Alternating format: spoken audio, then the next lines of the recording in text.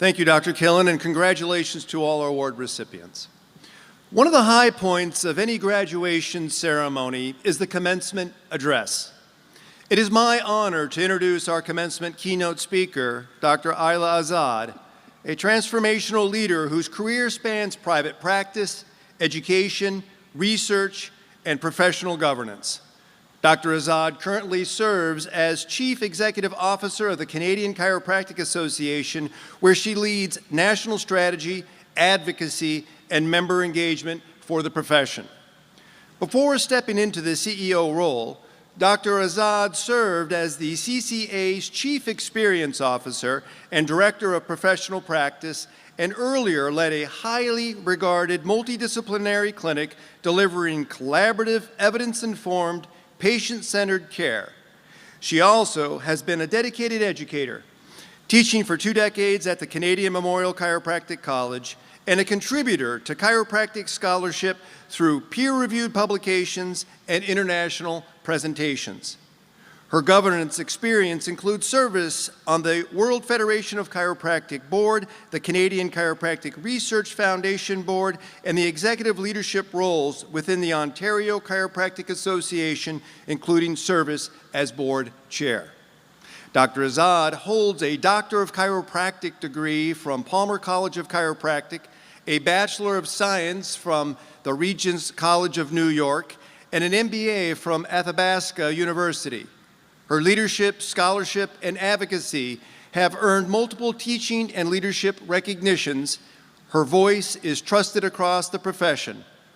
As a national leader in Canadian chiropractic, she will especially resonate with our many Canadian students and inspire all of us with her vision for patient-centered care, evidence-informed practice, and collaborative leadership. Please join me in warmly welcoming our keynote speaker, Dr. Ayla Azad.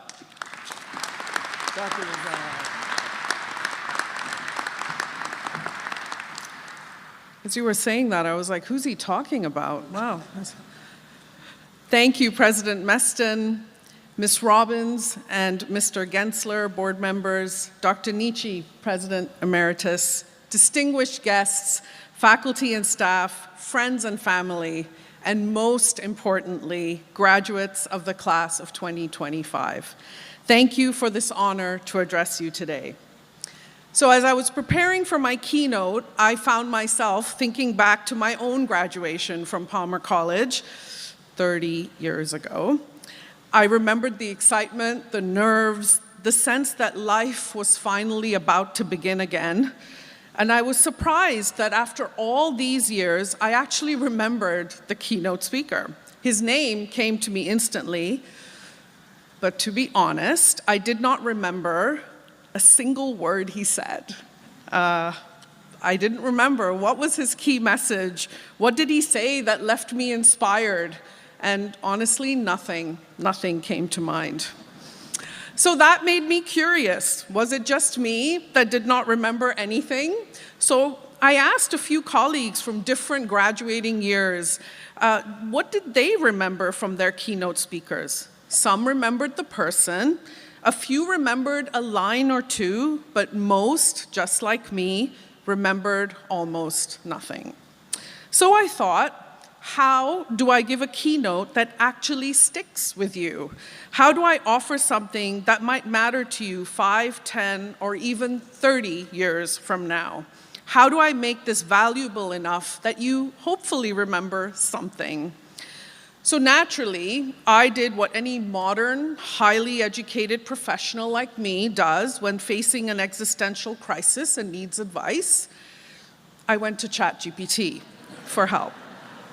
And you know what? It did. It gave me a neat little list. A memorable keynote, it said, needs to balance emotion, inspiration, and relevance. It should have a compelling opening, a clear message, authentic personal stories, a little humor, and a strong closing.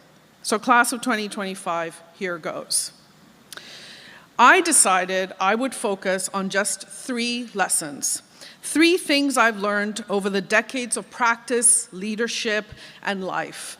3 things I hope will stay with you as you begin your chiropractic journey. The first lesson begins with a story where every career truly begins, with uncertainty, doubt, and the search for direction. When I first started practice, I had not been in Canada for very long. I was in a brand new town where I knew no one, and there I was sitting alone in a little 10 by 10 room with a chiropractic table in a big multidisciplinary clinic. After my first month, I wasn't very busy. I received my first paycheck, and let's just say it was not very encouraging. I'm sorry, it takes time to build your practice. I was honestly quite devastated and questioned if this profession was the right decision for me. So here again, I was faced with another existential crisis, but this was before ChatGPT even existed. Back then, we'd have to pick up a phone and call a mentor. So I called my mentor and said, I don't think this chiropractic thing is for me. I'm not busy, I'm hardly seeing any patients, I don't know anyone, and I don't know if I'm going to make it. Now, I was sobbing as I said this. And my mentor asked me a question I have never forgotten. He said, Ayla, what does success look like? And I said, what? I don't know. What kind of a question is that? And he said, well, if you don't know what success looks like, then how will you know how to get there or if you've arrived? You said you were not busy. Well, what does busy look like? How many patients do you need to see to say, this was a good day?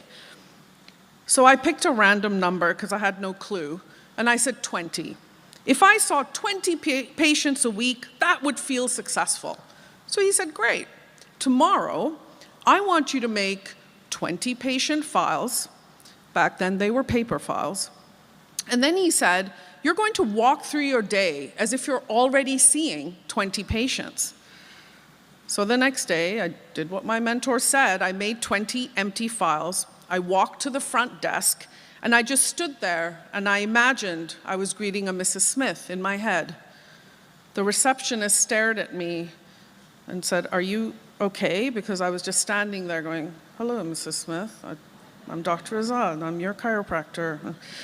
I then said, no, I'm okay. I went back to my room and pretended to take a history and physical, and then slowly walked out and stood in the open physiotherapy treatment area and imagined I was getting Mrs. Smith an ice pack. The patients and other therapists in the room definitely thought I'd lost it. But you know what this exercise did? It got me out of my room, and I started talking to people, interacting with patients, learning from the other providers, and before I knew it, I started seeing those patients booking with me and those providers referring to me. It made me visible, confident, and engaged. Before long, I wasn't seeing 20 patients a week, I was seeing more. To be successful, you must know what that looks like and what it means for you. Most new grads never sit down and define that. I didn't, no one told me to. Ask yourself, what kind of chiropractor do you want to be? How do you want to practice? What does a good day look like? A good year? What does being successful in business and in practice look like for you? Now, your definition will evolve as time goes on, but you need a picture and a goal to move towards. So lesson 1, ask yourself, what does success look like for me? It is a critical question and one that will guide you in your professional journey. And please do not compare yourself to anyone. Comparison is the thief of joy. Each of you will define success differently, and that is okay. Now, once you begin to understand what success looks like for you, something powerful happens. You start to see the bigger picture. Success gives you direction, but legacy gives you purpose. And that brings me to my second lesson. In 1960, a young man traveled from East Pakistan, now the country called Bangladesh, on a student exchange program for his final year of high school. And he came all the way to Atlanta, Georgia, here in the US. When he got to this country, he stayed with a host family, the Stanfords. This young man was quite taken by the father, Dr. Stanford, a chiropractor. They became very close, and Dr. Stanford had an incredible impact on this young man. He was instrumental in teaching him about health, confidence, leadership, and other life skills. The impact on his life was instrumental in shaping who he became as a man. After that pivotal year with the Stanfords, the young man came home and pursued his studies in engineering, not chiropractic. But he always kept in touch with the Stanfords, especially with Dr. Stanford and his son, who also became a chiropractor. This young man was so heavily influenced by Dr. Stanford was my father. When it came time for me to decide what I wanted to do with my life, it was my dad. ChatGPT told me to get emotional, so here it is. It was my dad who influenced me into pursuing chiropractic because of the impact Dr. Stanford had on his life. I never had the privilege of meeting Dr. Stanford as he passed away. He did not know that his influence on my father would lead to my pursuit of chiropractic.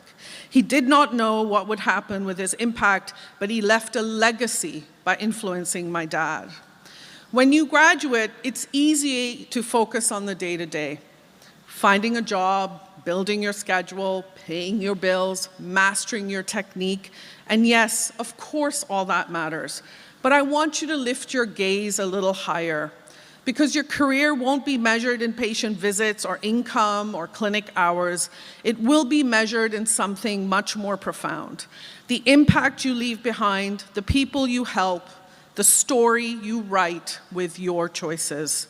Your legacy is the cumulative footprint of your character over time. It grows with every patient you serve, every colleague you support, every choice you make about the kind of chiropractor and the kind of human you want to be. So today, ask yourself, what do I want people to remember about me? What will my patients say about the care I gave them? What will my colleagues say about how I showed up? And what will my community say about the way I contributed? Legacy is built through purpose, compassion, and courage, and consistency. So lesson 2, don't just live, but start to build your legacy. Now, none of this success or building a legacy can ever happen without the most important part of your chiropractic journey, your patients, the people you will care for. And this is my final lesson for you. Now, every time I practiced this, I did cry, so just get ready. There are no tissues here, Dr. Meston. So this lesson I call tie their shoes. My patient Eleanor was everyone's grandmother, the sweetest, kindest, soft-spoken woman you could imagine. She had the most perfect soft white hair, that warm smile, and she baked the most incredible cookies and Christmas treats. Every time she came to the clinic, she brought joy with her. Eleanor, in her early 80s, had very severe bilateral knee osteoarthritis and came in once a week for pain control and mobility. Her husband always brought her, helped her onto one of our physio beds, gently taking off her shoes and placing her feet on the table. I would then come in, treat her, and we'd talk about life, about her garden, her children, love, loss, all the ordinary and extraordinary things that make up a life. At the end of every visit, I would help her sit up, and I would kneel down, put her shoes back on, and tie them for her so her husband could come and take her home. And every time she would say, "Oh, Ayla, you don't have to do that. Why are you getting on the ground to tie my shoes?" And every time I would say, "Well, Eleanor, you can't leave my clinic barefoot." To me, it was such a small, insignificant thing to do. I never thought much of it. A few years later, Eleanor passed away. I went to her service at the church where she had been devoted to her whole life. I offered my condolences and sat quietly in the back of the church. As the pastor spoke about her life, her family, her community, her love for gardening, suddenly he said, "And Eleanor was always very grateful for her chiropractor." You can imagine my surprise. Then he asked, "Is Eleanor's chiropractor here today?" So I raised my hand very cautiously in the back pew, and then in that moment, I felt the entire congregation of 80 and 90-year-olds very slowly turn their heads to see me all the way in the back of the church. And the pastor continued. He said, "Thank you. Eleanor always looked forward to her visits. She said you made her feel cared for, seen, and valued. And what she remembered the most was that you always got down on the ground and tied her shoes." That moment has stayed with me my entire career. With all the things we talked about, all the treatments, information, and care I provided her, at the end, what she remembered and shared with her family and her pastor was that I cared enough to get down on the ground and tie her shoes. Class of 2025, your patients are your North Star, your guiding light, your why. Yes, of course, provide excellent chiropractic care. You are ready, thanks to this amazing institution, all these amazing faculty, and you will do that exceptionally well. You will provide amazing care. But also do the little things, the unexpected things, the human things, the kind things. Get down on the ground and tie their shoes. Listen to your patients' stories. Ask about their lives. Offer the small acts of care that they will remember long after the adjustment is over. Because in the end, it's those moments, not the techniques or the textbooks, that make you unforgettable. So I hope these 3 lessons have provided a few things for you to ponder and hopefully remember, hopefully tomorrow, maybe in 30 years. Class of 2025, today you join a profession that is more than a job, it's a calling. Chiropractic is about restoring movement, reducing pain, and improving lives, but it's also about trust, compassion, and human connection. Your degree is your foundation, but your actions will be your story. Define success because clarity shapes your path. Build your legacy because every choice influences and helps to write a chapter in someone else's life. And tie their shoes because amazing patient care lives in the details. As chiropractors, you will touch lives in ways you cannot yet imagine. You will help people walk again, play with their children, return to work, and rediscover joy.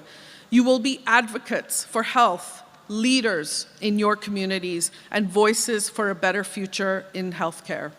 So go forward boldly, carry the science, the art, and the heart of chiropractic into every interaction. The world needs your skills, your compassion, and your courage.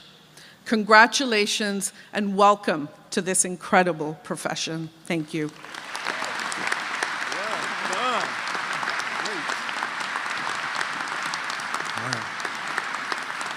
Well done.